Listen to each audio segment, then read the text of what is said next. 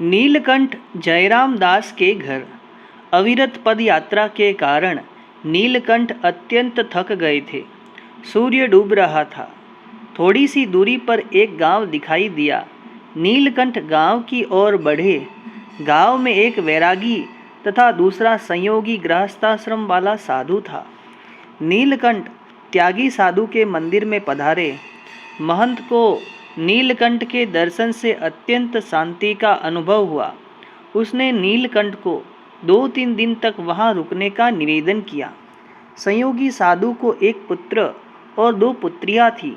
नीलकंठ जिस मंदिर में रुके थे, दोनों पुत्रियां वहां तुलसी रामायण पढ़ने आती थी। साधु प्रातः और सायंकाल में रामायण सुनाता था। दोनों कन्याओं को कुछ समझ में नहीं आता तो साधु से उसका अर्थ पूछती थी, परंतु कोई कठिन प्रश्न का वह सही उत्तर नहीं दे पाता था। एक दिन दोनों कन्याओं ने प्रश्न किया तो साधु असमंजस में पड़ गया।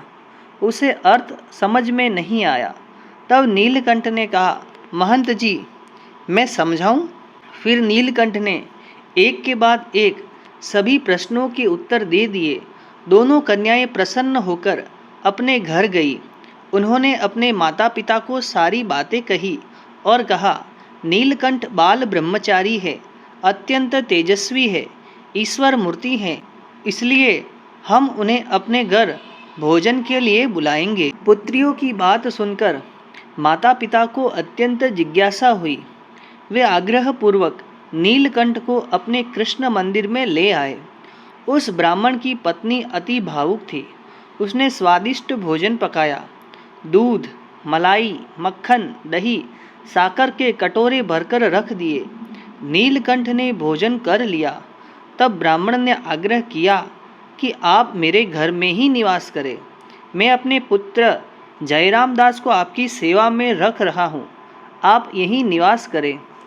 इस भाविक दंपति के भावाग्रह के कारण नीलकंठ कुछ दिन तक रुके।